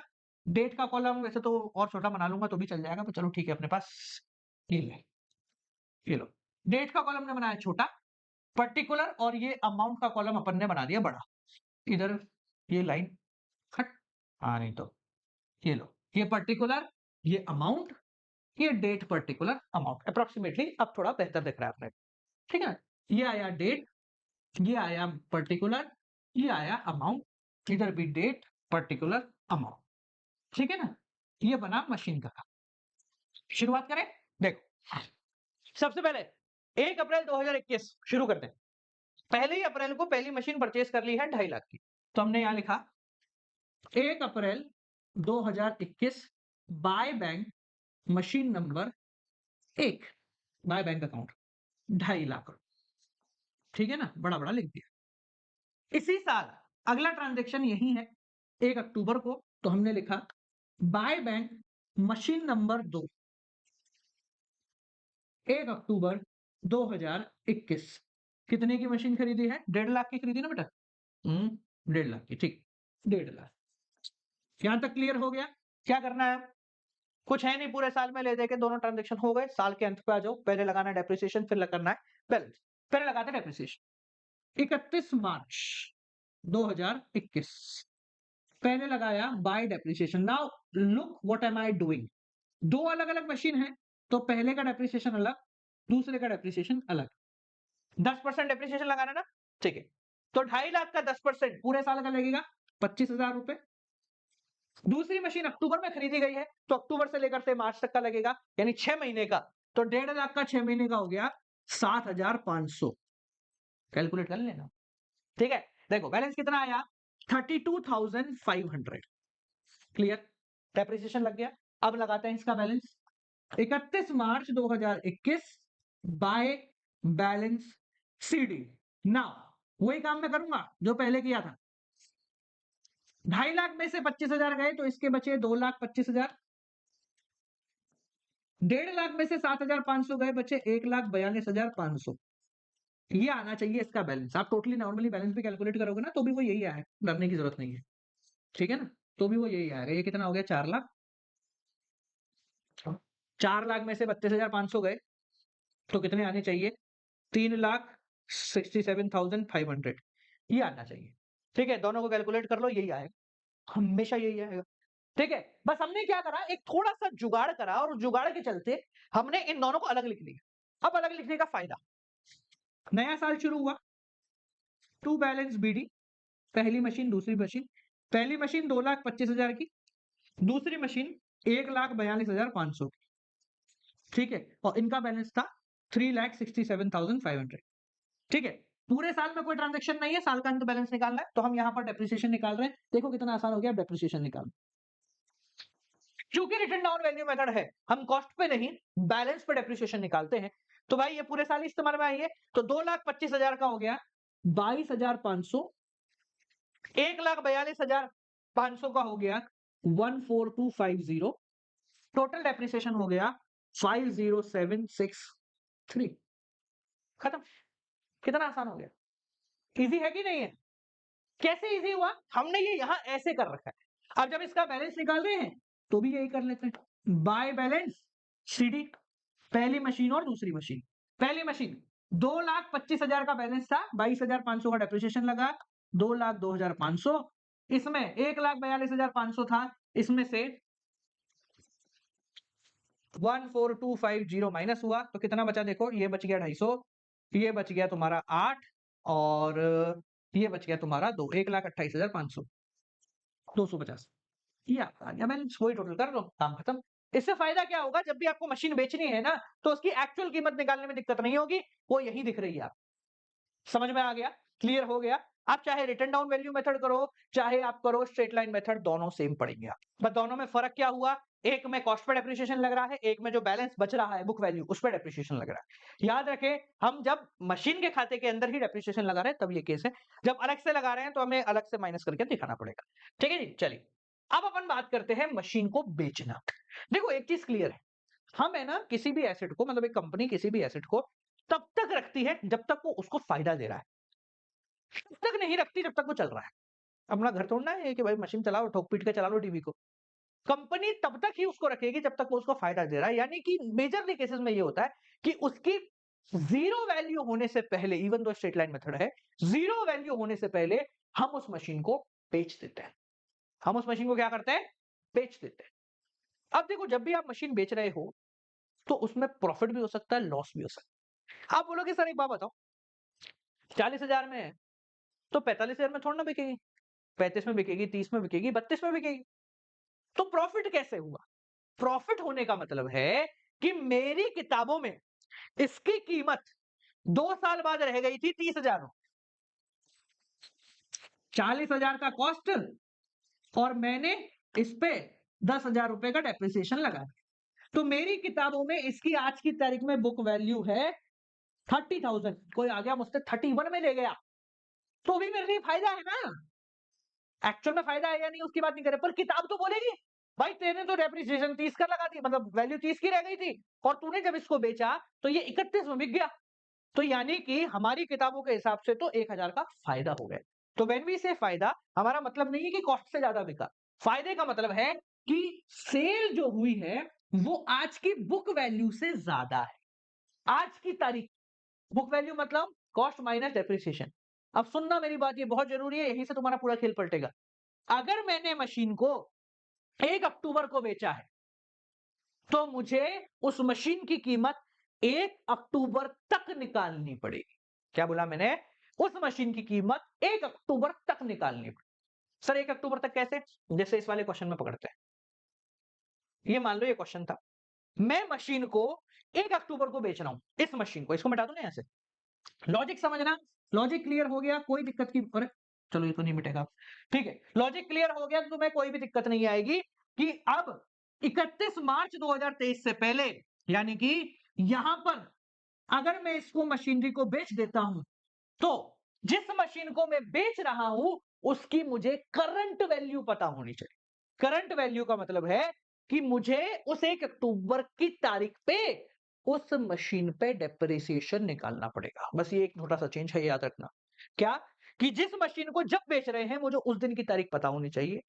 डेप्रिसिएशन कब लगा था? देखो 31 मार्च यहां पर। अब अगर मैं 1 अक्टूबर को बेच रहा हूं तो 6 महीने इस्तेमाल में आ गए। तो मुझे जिस मशीन को बेच रहा हूं सिर्फ उसको, सब मशीन पे डेप्रिसिएशन लगाने की जरूरत नहीं है। जो मशीन बेच रहा हूं सिर्फ उसके डेप्रिसिएशन को मुझे 1 अक्टूबर को लगाना पड़ेगा, तब जाके मैं उसकी एक्चुअल या करंट वैल्यू निकाल पाऊंगा। ठीक है, अब समझो। अब क्योंकि आप एक एसेट बेच रहे हो, क्योंकि अब आप एक एसेट बेच रहे हो, तो आपको प्रॉफिट नहीं होगा। आपको जो होगा उसको बोलते हैं गेन, क्योंकि प्रॉफिट गुड्स पे होता है, एसेट्स पे गेन होता है। लॉस तो लॉस है, लॉस तो लॉस। ठीक है, और ये गेन या ये लॉस भी पी एंड एल के अंदर ट्रांसफर होता है हमेशा। समझ में आ गया? क्लियर है? इजी हो गया? ठीक है, आगे देखो। Assets can be sold before when it is fully depreciated. Depreciation in the year of sale is charge from the beginning up to the date of sale. जो मशीन बेची जा रही है उस मशीन पे डेप्रिसिएशन हमें उस तारीख तक लगाना पड़ेगा जिस तारीख को बेच रहे हैं। तो एक अलग से मुझे 6 महीने का डेप्रिसिएशन उसका टिकाना पड़ेगा। ठीक है, अब बात करते हैं इनकी जनरल एंट्री क्या होती है और कैसे काम किया जाता है। बहुत आसान है, देखो आप लॉजिक समझ लेंगे ना, मजा आ जाएगा। पहले मैं यहां पर एक अकाउंट बना रहा हूं, उससे समझो। ठीक है, मान लो मेरी मशीन आ रही है 1 मार्च को, टू बैलेंस आ रहा है पुराना कोई। ठीक है, टू बैलेंस बीडी, पहली मशीन दूसरी मशीन। मान लेते हैं इसका बैलेंस आ रहा है 2 लाख और इसका बैलेंस आ रहा है 50,000। अरे भाई, ठीक है, ये मेरा बैलेंस चल रहा है, एग्जाम्पल है, परेशान देखो ना। अब मैं क्या कर रहा हूं, 1 अक्टूबर को पहली मशीन बेच रहा हूं। कब? 1 अक्टूबर को। तो अपना पहला काम क्या, देखो आपके दिमाग में क्या चलना चाहिए वो देखना। एक 11वीं कक्षा का बच्चा अगर सेल्स कर रहा है मशीन की, तो उसके दिमाग में क्या चलना चाहिए? यार 1 अक्टूबर आ गई, मुझे मशीन बेचनी है, क्या करें? पहले तो ये देख कि आज की तारीख में मेरी किताब में मशीन की वैल्यू कितनी है। तो भाई 1 अक्टूबर, ये तो 1 मार्च का है, मतलब 1 अप्रैल का है। तो पहले मैं क्या करूंगा, 1 अक्टूबर को पहली मशीन, सिर्फ पहली पे लगाऊंगा डेप्रिसिएशन, बाय डेप्रिसिएशन पहली मशीन। ठीक है, कितने महीने का? 6 महीने का। मान लेते 10% लग रहा है, तो एग्जाम्पल के रूप में अपन लेते हैं कि भाई डेप्रिसिएशन उस पर लग गया मान लो 15,000। ठीक है, कुछ भी ले लेते हैं अपन, तो एग्जाम्पल है। ठीक है, इससे क्या हुआ देखना, जब मैंने ये करा तो अब मेरी मशीन 2 लाख की यहाँ है, 15,000 का डेप्रिसिएशन। तो दिमाग में मेरे चल गया कि अब मशीन की कीमत आज की तारीख में कितनी है? 185। तो जब हम मशीन पर डेप्रिसिएशन लगाते हैं, depreciation up to the date of sale कितना लगता है? एंट्री डेप्रिसिएशन टू मशीन, ये हमने लगा दी बिक्री वाली तारीख। ठीक है, अच्छा सोचो, अगर यहां पर डेप्रिसिएशन ना लग के डेप्रिसिएशन का प्रोविजन का खाता बना होता तो क्या होता? ठीक है, पर पहले इधर कर लेते हैं ताकि कंफ्यूजन ना आए। ठीक है, पहले ये समझा, भाई लगा दी मशीन, एक्चुअल कीमत आ गई 185। अब क्या करो, बेचो, बेच देते मशीन।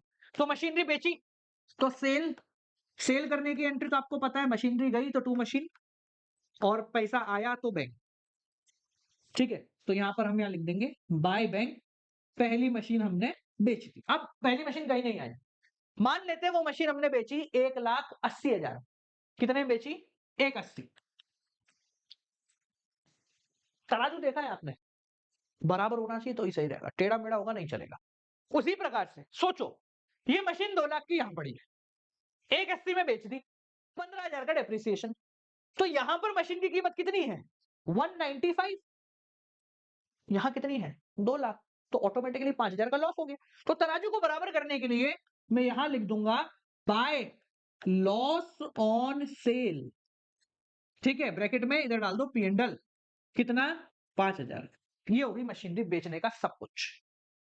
अगर आप ऐसे समझना चाह रहे हो ऐसे समझ लो, मैंने मशीन की कीमत 185 लगाई थी, मशीन बिकी है 180 में, तो 5,000 का लॉस हो गया। लॉस इधर दिखाया जाता है, प्रॉफिट इधर दिखाया, काम खत्म, हो गई, मशीन बिक गई हमारी। ठीक है, अब देखो इसकी एंट्री करें, एंट्री देखते हैं, एंट्री कैसे होती है। कितना आसान है, पता नहीं क्यों मुश्किल बना रखा है। एंट्री क्या है? लॉस हुआ तो था, loss on sale account debit to machinery, ये लॉस है। तो गेन हो रहा है तो यहां पर आएगा इस तरफ, तो हम एंट्री क्या करेंगे? Machinery to gain on sale, खत्म। समझ में आ गया कितना आसान है, इजी है ना? ठीक है, अब मेरी बात को समझना, जो मैं अब समझाने जा रहा हूं ये तुम्हारे क्लियर हो गया, तुम्हारा पूरा चैप्टर समाप्त के बारे में मान लेंगे अपन। ठीक है, सोचो, अभी हमने जो किया, ये मान लो हमारा मशीन का, तो ये मशीन की कॉस्ट थी, इसमें से हम डेप्रिसिएशन लगा रहे थे, यहां बुक वैल्यू पे पड़े हुए, ये हमारे मशीन के खाते में सब कुछ हो रहा है। तो जब हमें इसे बेचना था, तो हमने, जैसे मान लो ये कमरा है, ये पूरी मशीन है, ठीक है, पूरा मशीन का खाता है। इसमें जो हमारे सामने ये वाली मशीन है जिसको मैं बेच रहा हूं, इसकी जो वैल्यू है, ये कॉस्ट माइनस डेप्रिसिएशन ही लगी हुई है। ठीक है, यानी कि यहां पर बुक वैल्यू है। तो हमने क्या करा भाई, आज की तारीख में तेरी वैल्यू, इसमें से सेल्स हटा दी, जो आया वो तेरा हो गया प्रॉफिट या लॉस। बट अगर आप मशीनरी का डेप्रिसिएशन अलग खाते में कर रहे थे, तो फिर क्या करना है सब, तो कैसे बिक्री होगी? डरो मत, डरो मत, फिर बिल्कुल नहीं डरना है, बिल्कुल नहीं डरना है। अज्यूम करो अपने दिमाग में, इस कमरे में सिर्फ मशीन की कॉस्ट पड़ी है, दूसरे कमरे में मशीन की डेप्रिसिएशन वैल्यू पड़ी। अगर मुझे बेचना है तो मुझे क्या करना पड़ेगा? वहां से वैल्यू को यहां मंगाना पड़ेगा, सिंपल काम है। मुझे वहां से उठाकर सेल्स वैल्यू को यहां मंगाना पड़ेगा, इधर आ जाए, या बेट करना पड़ेगा, तभी मैं उसकी एक्चुअल कीमत निकाल पाऊंगा। सिंपल है, मशीन की यहाँ कॉस्ट है, अलग अलग खाते में अगर बन रहे थे, तो क्या करो, वहां से डेप्रिसिएशन वैल्यू को बुला के लाओ, अरे भाई इधर आ जा, तेरा काम आ गया, ये 1 नंबर वाले को बेच, हो गया इसका काम, निकल गया, आजा आजा आजा, बोलो।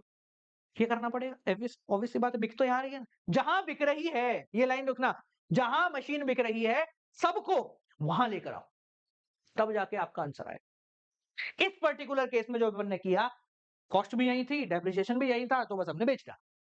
बट अगर डेप्रिसिएशन दूसरे कमरे में पड़ा है, यानी प्रोविजन फॉर डेप्रिसिएशन का अकाउंट बना है, तो हमें वहां से उसको बुला के लाना पड़ेगा। कैसे बुलाएंगे? बहुत आसान है, डरने की जरूरत नहीं है, वही काम है। पहले आपको उस तारीख तक का डेप्रिसिएशन लगाना है। अब भाई अब तक का अगर डेप्रिसिएशन वही हो रहा है, तो आखिरी खाना भी वही खान दो ना बेचारे को, क्यों उसको बदल के यहाँ ला रही हो? डेप्रिसिएशन वही लगाओ। तो हम अगर अलग अलग खाता है, तो पहला काम जो करेंगे बिक्री पे, वो है इस पे डेप्रिसिएशन लगाना, यानी कि सेम ही, ठीक है ना? तो बस एंट्री फर्क क्या आएगा, डेप्रिसिएशन टू प्रोविजन का नाम डल जाएगा, ठीक है। अब यहां पर 1 अक्टूबर तक का डेप्रिसिएशन लग गया, टिल डेट, क्या करो, बुलाओ, आ जा फटाफट। कहां से आ रहा है? प्रोविजन से। कहां जा रहा है? मशीन के खाते में। तो एंट्री क्या होगी? ट्रांसफर टू प्रोविजन, ठीक है। इस वाले में यहां के बाद सीधी बेच दिया था, पर इस वाले में यहां के बाद बेच नहीं पाएंगे, हमें पहले बुला के लाना पड़ेगा। बुला के लाए तो देखो क्या होगा, प्रोविजन टू मशीन, ये हम करें। इससे अकाउंट में क्या फर्क पड़ेगा वो देखो। देखो, ये आपका हो गया मशीन का खाता, ये चल रहा है मान लो प्रोविजन का। तो पहले तो हमने लगाया डेप्रिसिएशन, मान लेते 15,000 होगी, ठीक है ना। इन टोटल करंट ईयर का डेप्रिसिएशन 15,000, ठीक है। अब क्या कर रहे हैं, यहां टू मशीन पड़ी है 3 लाख, हम क्या करेंगे, हम पहली मशीन पे मौजूद सारे डेप्रिसिएशन को उठा के यहां ले जाएंगे, ठीक है। पहली मशीन पे मौजूद सारा, तो यहां लिखेंगे टू मशीन। अब पहली मशीन पे मौजूद जितना भी डेप्रिसिएशन है, इस साल का 15,000 है, पिछले कई सालों का भी होगा, 2-3 साल का, 4 साल, तो सबको उठा के अपन मान लेते हैं कितना है, 1,20,000 अप्रोक्सीमेट मान। तो हमने क्या करा, इसको उठाया, इसको उठा के यहां ले गए, बाय प्रोविजन 1,20,000, समझ गए? अब दोनों एक ही कमरे में आ गए, इधर कॉस्ट आई है, इधर डेप्रिसिएशन आ गया। अच्छा, इस साल का कौन है? अच्छा, तू इस साल का है 15,000, ठीक है। बाकी तू है, मैं 3 साल पुराना हूं, मैं 4 साल पुराना हूं, मैं 2 साल पुराना हूं, वो सबको लिया है, इधर कॉस्ट है, दोनों को बिड़ाओ। अब मुझे पता लग गया 3 लाख में से ये गए, तो मेरा 1,80,000 रुपए की मशीनरी की वैल्यू है आज की तारीख में। फिर वही काम जो करना है अभी अपन ने किया, बाकी सारी एंट्री सेम है ना, तो इसमें कोई बदलाव है ना, इसमें कोई बदलाव है ना, इसमें कोई बदलाव। बस बदलाव क्या था, एक ये एंट्री में चेंज था और आपका डेप्रिसिएशन दूसरे खाते में पड़ा हुआ था, तो हम उसको उठाकर ले आए। एक क्वेश्चन देखोगे इसका, सिंपल है, ठीक है ना? सिंपल क्वेश्चन है, अपन उसको अज्यूम करते हुए चलते हैं। आप बोलोगे तो मैं करा दूं या डायरेक्टली सेल का पार्ट कराऊं? डायरेक्ट सेल वाला पार्ट करा देते हैं अपन, जब आप बोलो जैसे करना है। क्वेश्चन एक बार देख लेते हैं। Green limited purchase machinery 1 August 2020 60,000। On 1 October 2021 it purchase another machinery for 20,000। On 30 June 2022 it sold the first machinery for 38,500 and the same date purchase a new machinery for 50,000।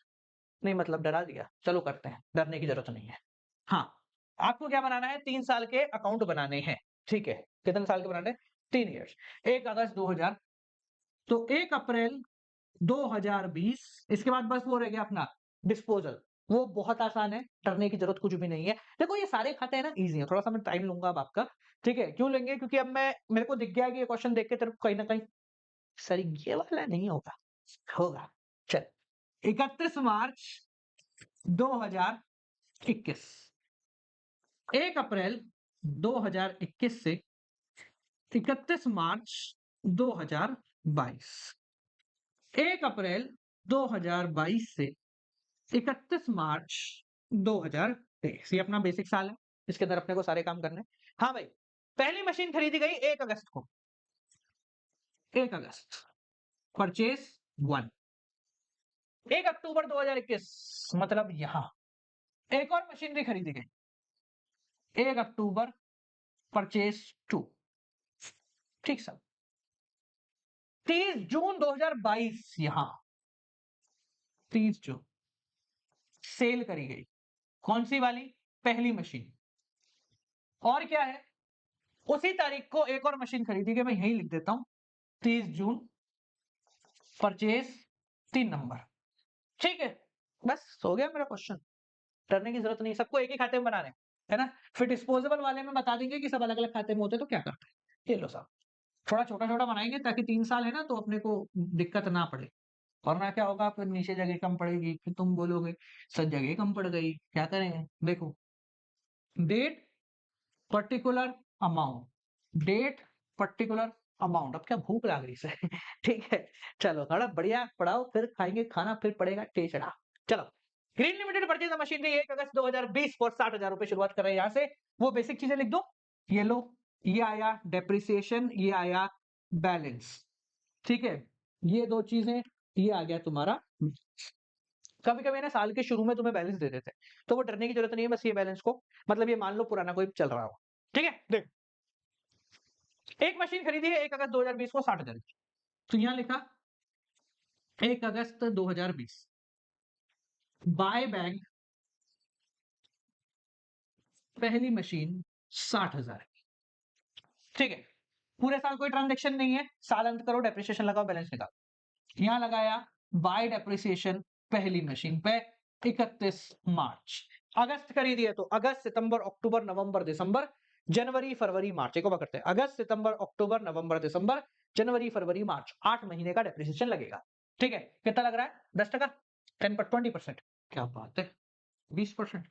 तो 60,000 का 20% 8 महीने को, हे भगवान, 1 2 1 2, ठीक है, 2 3 और ये कट गया, 2 1 2, ठीक है, इंटू 40, 1 2 3, 8,000 रुपए का डेप्रिसिएशन लगेगा। समझ में आ गया? क्लियर हो गया? ठीक है, आगे बढ़े। चलो, आप इसको चाहो तो और आसानी से कर सकते हो। कैसे कर सकते हो? देखो, ऐसे भी कर सकते हैं, पहले 60,000 का 20% निकालो, 20% मतलब 1/5, ये हो गया 12,000, ठीक है? अब 12,000 को 8/12 कर दो, ये गया 1 और ये हो गया 1,000 इंटू 8, 12,000, ओ 8,000। कोई सा भी तरीका लगाओ, मतलब कैलकुलेशन करनी है, वो आपकी मैथमेटिक्स इतनी बेहतर है, आप उससे अंदाजा लगाओ। तो यहाँ हम डेप्रिसिएशन लगाएंगे 8,000, ठीक है? बैलेंस निकालना है, जगह अपने पास कम रखनी है, ठीक है ना? यहाँ लिखा वो 31 मार्च बाय बैलेंस सीडी पहली मशीन, 52,000 का बैलेंस रह गया है, ये आया 60,000, ये भी आया 60,000, ठीक है? चलो, उसके बाद 1 अप्रैल 2021, ठीक है? इतनी मेहनत कर रहा हूं, लाइक जरूर ठोक के जाना। हाँ भाई, इस साल में क्या करना है, पहले अपने को बैलेंस लिखना है, तो यहां हमने लिखा ए भाई नहीं इधर तो 2 आएगा ना, मैं कंफ्यूज कर गया। टू बैलेंस बीडी, ठीक है। पहली मशीन चल रही है 52,000 की, इस साल कोई ट्रांजेक्शन है? बिल्कुल है, 1 अक्टूबर को परचेस की है मशीन नंबर 2, कितनी है? 20,000 की, ठीक है। तो यहां हमने लिखा टू बैंक मशीन नंबर 2 20,000, ठीक है। पूरे साल कोई ट्रांजेक्शन कुछ नहीं है, बैलेंस और डेप्रिसिएशन निकालना है, ठीक है। तो पहले निकाला डेप्रिसिएशन बाय डेप्रिसिएशन, पहली मशीन दूसरी मशीन। कॉस्ट पे निकालना है तो हम परचेस कॉस्ट पे निकालेंगे। 60,000 का 20% हो गया 12,000, 20,000 का 20% हो गया 4,000, टोटल डेप्रिसिएशन 16,000, ठीक है। 31 मार्च, कौन सी तारीख? 2022, ठीक है। इसी साल निकाला बैलेंस, आप डायरेक्टली बैलेंस निकालो, इनडायरेक्टली निकालो, तुम्हारी इच्छा, ठीक है। पहली मशीन 52 की थी, 12,000 लग गया, बचा इसका 40,000, ठीक है। 20,000 की थी, 4,000 लग गया, इसकी कीमत बची 16,000, ठीक है भाई। बैलेंस निकाला, इतना नीचे क्यों निकाला? जगह तेरे पास है, बावले आदमी, इधर देख, यहाँ निकाल, जगह कम है ना अपने पास थोड़ी सी। देखो कितना आएगा, ये आएगा 56,000, आप चाहो तो वैसे कैलकुलेट कर लोगे तो भी उतना ही आएगा, ठीक है ना। ये आ गया 72,000, ये हो गया 72,000, देख लो वही आ रहा है, ठीक है। साल की शुरुआत करें 1 अप्रैल 2022। अब इंपॉर्टेंट है साल, टू बैलेंस करते हैं पहले तो, बीडी पहला और दूसरा, पहली मशीन 40,000, दूसरी मशीन 16,000, टोटल बैलेंस 56,000, ठीक है। इधर देखो आप, यहां बात कर रहे हैं हम, क्या कह रहे हैं भाई, 30 जून को पहली मशीन बेच दी। अब क्योंकि पहली मशीन बेची है तो क्या है, तो हमें इस मशीन पे ऊपर उसी तारीख की एक्चुअल वैल्यू पता करनी है। तो हम क्या करेंगे, 30 जून को मशीन बेची है तो 30 जून को उस मशीन पे लगाएंगे डेप्रिसिएशन, पहली मशीन, बाकी सब पे नहीं, पहली पे, सिर्फ पहली पे, ठीक है। कितना लगाएंगे देखो, 30 जून तो अप्रैल मई जून 3 महीने का, तो 60,000 का 20% 3 महीने का, ठीक है। ये हो गया 3,000, 12,000 इंटू 1/4, 3,000, ठीक है। तो हमने क्या लिखा, यहां लगाया 3,000, समझ में आ गया, क्लियर हो गया, आसान है। अगर हम इस समय प्रोविजन का अकाउंट बना रहे होते तो यहां पर बैलेंस पूरा 60,000 शो हो रहा होता, और जो हमारा प्रोविजन का खाता है उसमें 12 और कितना आ गया ये, 12 और 8 20,000 का डेप्रिसिएशन दिखा रहा होता, ठीक है। हमने पहले डेप्रिसिएशन लगाया, अब देखो 40,000 की मशीन थी आज की तारीख में, 1 अप्रैल को, 3,000 और लग गया, तो उस मशीन की कीमत आज की तारीख में कितनी बची? 37,000। बेची कितने में है? 38,500 में, तो पहले बेचो, बाय बैंक मशीन नंबर 1 38,500, 1,500 का फायदा 2, यहां में हमने डाला गेन ऑन सेल, यहां भी नंबर डाल दो, पहला नंबर 1,500। ये सारे ट्रांजेक्शन कब हो रहा है? ये सारा ट्रांजेक्शन हो रहा है 30 जून। ये है मशीन के बेचने की कहानी, बस। इसके बाद क्या है, आपको एक और मशीन खरीदनी है तो वो तारीख जो अपन ने समझी है वो ही तारीख होंगी, टू बैंक करके तीसरी मशीन आप खरीद रहे हो, फिर साल खत्म होने पे वही डेप्रिसिएशन लगा रहे हो, आपकी बार डेप्रिसिएशन दूसरी और तीसरी पे लगेगा क्योंकि पहली मशीन खत्म हो चुकी है। समझ में आ गया, क्लियर हो गया ना, इजी है, ठीक है। आखिरी चीज, डिस्पोजल। अब समझो डिस्पोजल क्या मतलब, क्या है इस भाई का, क्यों बनता है, ये आखिरी चीज है, ठीक है। अपना समय काफी हो गया है पर कोई दिक्कत नहीं, एप्रिसिएशन है, आपको समझ में आना बहुत जरूरी है।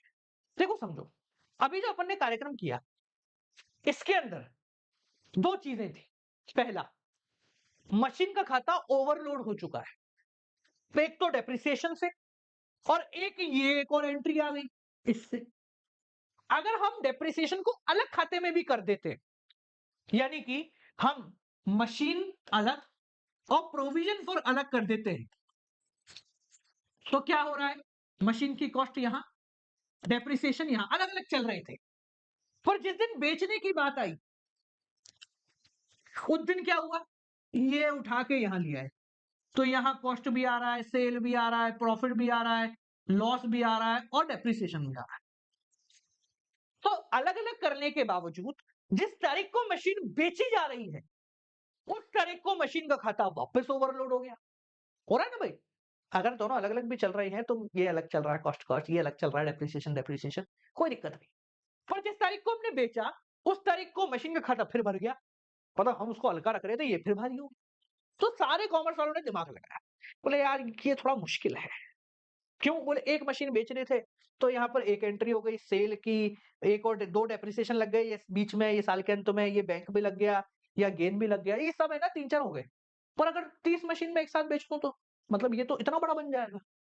तो इन्होंने दिमाग लगाया, बोले एक काम करते हैं, जब ये दोनों अलग-अलग चल ही रहे हैं, तो हम ये करते हैं कि जब मशीन को बेचें, तो ना तो डेप्रिसिएशन के खाते में ले जाके बेचें, ना ये मशीन के खाते में ले जाके बेचें। हम एक तीसरे कमरे में ले जाके बेच देते हैं। यानी कि एसेट डिस्पोजेबल अकाउंट का मतलब है, ये अकाउंट सिर्फ 1 दिन के लिए बनता है। कौन से दिन के लिए? जब कोई मशीन बिक रही होती है। इसका मेन मकसद क्या है? कुछ नहीं है। इन दोनों के वर्कलोड को ईज़ी करना। यानी कि आप ऐसे समझो, ये कमरा है जिसमें मशीन पड़ी है, ये दूसरा कमरा है जिसमें उसका डेप्रिसिएशन पड़ा है। अब तक हमने क्या किया? पहले केस के अंदर एक ही कमरे में मशीन डेप्रिसिएशन दोनों थे, यहीं करके खत्म कर दिया, ओवरलोड। दूसरा केस, मशीन का अलग, डेप्रिसिएशन का अलग, इसको उठा के यहाँ ले गए, ठीक है? यहाँ से उठा के इधर ले गए, तो मशीन में डेप्रिसिएशन, बात वही पड़ गई, ओवरलोड तो फिर भी हो गया है। 1 तारीख को ही हुआ पर ओवरलोड तो हो गया। तो हम क्या कर रहे हैं? हम बोल रहे हैं एसेट डिस्पोजेबल। हमने क्या बोला? देख तू ऐसा ही रहे, तू ऐसा ही रहे। जब मशीन बेचनी है, उस पर्टिकुलर तारीख को, जो मशीन बेचनी है उसको यहाँ ला, उस पर्टिकुलर सिर्फ एक ही मशीन के डेप्रिसिएशन को यहाँ ला, यहाँ बेच के खत्म कर दे। इसको ऐसा ही रहने दे, इसको ऐसा ही रहने दे। बस। क्या करना है? जो मशीन बेचनी है उसको मशीन के खाते से भी उठा के चल उधर चल, उसके डेप्रिसिएशन को भी उठा के उधर चल। कहां? दोनों को उठा के एक अलग कमरे में ले गए। ये है एसेट डिस्पोजेबल अकाउंट। जब हम मशीन के खाते को ओवरलोड नहीं करना चाहते, सिर्फ बेचने के लिए एक नया खाता क्रिएट करना चाहते। अब इसमें होगा क्या? कुछ नहीं होगा, बहुत आसान है। देखो, मान लो ये मशीन चल रहा है, ये चल रहा है प्रोविजन, ठीक है? यहां पड़ा है इसका करंट ईयर डेप्रिसिएशन, यहां पड़ा है इसकी मशीन का बैलेंस। पहली दूसरी, पहली मान लो 1 लाख की है, दूसरी मान लो 50,000 की। जब मुझे बेचना है, तो अभी मैं इसको यहां से उठा के यहां ले जा रहा था, ठीक है? टू मशीन करके इसके बैलेंस को उठा के यहां ले जा रहा था। मैंने कहा ऐसे मत, इसको यहां लिया। कहां लिया? Asset disposable. यानी कि इसको उठा के यहां ले आओ, तो हम यहाँ टू मशीन की जगह टू डिस्पोजेबल कर देंगे। डेप्रिसिएशन आ गया, ठीक है? इसमें हार्ड नहीं करना है काम, इसके पहले वाले को उठा के भी इधर ले आओ, तो यहां पर भी बाय एसेट डिस्पोजेबल करके यहां पर आ गया टू मशीन 1 लाख। समझ गए क्या किया? न्याय किया एक तीसरे कमरे में। जो मशीन बेची जा रही है उसको मशीन के खाते से भी निकाल दो, डेप्रिसिएशन के खाते से भी निकाल दो, उठा के बेच दो तीसरे खाते में, ताकि ये इजी रहे, ये बिल्कुल खाली रहे, ये बिल्कुल खाली रहे, जो कुछ भी हो रहा है यहां हो रहा है। अब ये वही है, बिक्री हो रही है तो बाय सेल्स करके काम हो जाएगा, ठीक है? और क्या कहते हैं, प्रॉफिट हो रहा है तो प्रॉफिट भी यही देखो, सब कुछ यही देख दाख के निपटा। क्लियर हो गया? इजी है। एंट्री की बात करें, एंट्री बहुत आसान है, करने का क्या है? एंट्री तो हमें बचपन से पसंद है, बहुत ज्यादा, ठीक है? देखो, ये देखो क्या है, मशीन के खाते में से ले जाने के लिए हमें क्या करना पड़ेगा? एसेट डिस्पोजेबल के खाते को डेबिट करो, मशीन तो खत्म हो गई, टू मशीन। ये है ट्रांसफर टू एसेट डिस्पोजेबल। आपने मशीन को एसेट डिस्पोजेबल में यहां से उठा के यहां भेज दिया। प्रोविजन का खाता को ट्रांसफर करना है, तो हम लिखेंगे प्रोविजन टू एसेट डिस्पोजल, ठीक है? फिर उसके बाद बेचने करने की तो जो आपकी एंट्री होती है, ठीक है? से क्या कहते हैं, सेल्स वाली एंट्री और वो सब आपकी ऐसे ही होगी, बैंक टू एसेट डिस्पोजेबल वाली एंट्री, ठीक है? वही सारी एंट्री आपकी होगी जैसी की जैसी हो रही है। बस फर्क क्या हुआ? इन दोनों को अब एक तीसरे खाते में ले जाया गया। आपके सामने क्वेश्चन है, उसको देख लीजिए और उसके बाद अपन जो है ना करते हैं खत्म। Ram among with other asset on 31 March 2023 had a machinery gross value 5 lakh रुपए। अब देखो, ये जो क्वेश्चन है ना, इसके अंदर हम खरीद नहीं रहे मशीन, हम बोल रहे हैं कि पुरानी खरीदी हुई थी और इस बंदे के पास मशीनरी अकाउंट में टू बैलेंस करके 5 लाख रुपए पड़े हुए हैं। इसमें बहुत सारी मशीनें हो सकती, अपनी वाली जो बेचनी है वो तो है, इसके साथ और मशीनें भी हो सकती। साथ साथ में इसके पास अक्यूमुलेटेड डेप्रिसिएशन यानी प्रोविजन फॉर डेप्रिसिएशन का भी बैलेंस पड़ा हुआ है, जिसके अंदर बैलेंस पड़ा हुआ है 2 लाख। अब ध्यान रखना, इनमें से भी ये 2 लाख का डेप्रिसिएशन सिर्फ एक मशीन का नहीं है, कई सारी मशीनों का है। अब इसने क्या बोला, ये कब है? ये सब है 31 मार्च। 1 अक्टूबर 2023 को, 1 अक्टूबर 2023, ध्यान से सुनना मेरी बात। 1 अक्टूबर को ये क्या करता है, वो मशीन जो उसने कभी 2 लाख में खरीदी थी, वो मशीन जिसकी कॉस्ट उसको 2 लाख थी, जिसमें अब तक डेप्रिसिएशन कितना लग गया था, 80,000 रुपए, उसको वो बेच देता है 1,35,000। बस इतना ही तो है। ठीक है, अब आपको देखना है कि भैया क्या क्या इसका फायदा नुकसान होगा। आपको एसिड डिस्पोजेबल में बेचना है। पहले अपन लॉजिक समझ लेते हैं। लॉजिक क्या है कि इन 5 लाख की मशीन का बैलेंस है, इसमें बहुत सारी मशीन है। यहाँ एक्यूमुलेटेड डेप्रिसिएशन 2 लाख का, इसमें भी बहुत सारे मशीनों का डेप्रिसिएशन है। इसने बोला इस 5 लाख के बैलेंस में से एक 2 लाख रुपए वाली मशीन बेच डाली। अब देखो, क्योंकि हम मशीन और डेप्रिसिएशन अलग अलग कर रहे हैं, तो यहां पर मशीन की कॉस्ट आ रही है, यहां पर मशीन का डेप्रिसिएशन। ठीक है, तो इन 5 लाख में से एक 2 लाख वाली मशीन बेच दी इसने। ठीक है, समझ गए? तो यहां पर पहले तो वो 2 लाख वाली मशीन को एसिड डिस्पोजेबल में बेच देना है। एसिड डिस्पोजल, अपने को पता लग गया मशीन की कॉस्ट 2 लाख है, तो ये 5 लाख में से 2 लाख बेच दो। कब? 1 अक्टूबर को, ध्यान रखना 1 अक्टूबर को। यहां लगाया बाय एसेट डिस्पोजेबल अकाउंट, पूरा लिखना है आपको कि भाई इन 5 लाख में से वो 2 लाख वाली मशीन भेज दो। ये आ गई यहां, टू मशीन 2 लाख। ठीक है, मशीन चली गई। अब बात करते हैं इसके डेप्रिसिएशन के। इस 2 लाख में से 80,000 रुपए डेप्रिसिएशन मेरी मशीन पे लगा हुआ था, जो बेच रहा हूं उस पे 80,000 रुपए लगा हुआ था, यानी कि 2 लाख में से 80,000 रुपए अपने को भेजने इधर, पर सिर्फ 80 नहीं भेजने। इसने यहां लिखा हुआ है टिल बैलेंस शीट। अब बैलेंस शीट कब बनती है? 31 मार्च को। तो यहां पर इन 2 लाख में से 80,000 रुपए किस पे है? जो मशीन हमने बेची उस पे। पर हमने मशीन कब बेची है? 1 अक्टूबर को। तो पहले मुझे जो मशीन में बेच रहा हूं उस पर डेप्रिसिएशन लगाना पड़ेगा। ठीक है, कितने की मशीन थी? 2 लाख की मशीन थी जो बेची है। 10% डेप्रिसिएशन लगाना है, 20,000 6 महीने के लिए, तो ये हो गया 10,000। ये मैंने इन 6 महीनों का डेप्रिसिएशन लगाया है, जो 31 मार्च से लेकर 1 अक्टूबर तक है। समझ गए? बस अपन ने ये दिमाग लगाया है। ठीक है ना? इसको अपन भेज देते हैं एसेट डिस्पोजेबल में। ये भेजा कितना? 80,000 तो पुराना और ये 10,000 अभी का, टोटल 90,000 भेज देते हैं। तो यहां से ये चला गया बाय, कहां से आया ये प्रोविजन, 90,000 रुपीज। समझ में आ गया? क्लियर है? बस एक छोटी सी ट्रिक थी कि जो मशीन हमने बेची है उस पर करंट ईयर डेप्रिसिएशन भी लगेगा। कितने में बेच दी भाई आपने? 1,35,000 में। चलो हो गया काम खत्म। आप चाहो तो डायरेक्टली भी कैलकुलेट कर सकते हो। 2 लाख की मशीन है, 90,000 का डेप्रिसिएशन, तो मेरी मशीन की कीमत रह गई आज की तारीख में 1,10,000। लॉजिकली 2 लाख की और 1 लाख, तो मैंने कितने में बेच दी उसको? 1,35,000 में। 1,35,000, 15,000 का मुझे हो गया फायदा। कितने का हो गया? 15,000 नहीं, 15 की 25,000 का हो गया फायदा। ठीक है, तो यहां वही बाय बैंक 1,35,000। ठीक है, अब जो आपका 25,000 का फायदा है ना, वो आप यहां लिख देंगे टू गेन। इसके एक लॉजिक है, आपका आंसर सही आएगा या गलत आपको पता लग जाएगा, कि इन दोनों का बैलेंस जो है वो मैच करेगा हमेशा। आप ये नहीं भी निकाल पाओ 25,000, तो आप इसका बैलेंस निकाल दोगे। ये जो बैलेंस है, ये अगर इस तरफ आ रहा है तो गेन, इस तरफ आ रहा है तो लॉस हो जाएगा। समझ गए? क्लियर हो गया? बस हमने क्या किया, इस मशीन में बेचने का कोई लफड़ा नहीं, सिर्फ एक एंट्री करके बेच दिया। यहां पर इसको आगे मशीन में बेचने का लफड़ा नहीं, एक एंट्री करके तीसरे खाते में ही भेज डाला। क्लियर हो गया? तो ये बाल को आपका पूरा डेप्रिसिएशन का चैप्टर यहां पर हो गया है समाप्त। वो आपको समझ में आ गया होगा। थोड़ी लंबी वीडियो हो गई है, पर ये जरूरी है। ठीक है, तो अगर आप यहां तक आए हो तो चैनल को सब्सक्राइब करना मत भूलना। इसके नोट्स आपको डिस्क्रिप्शन में मिल जाएंगे। मिलते हैं आपसे अगली वीडियो के साथ। टिल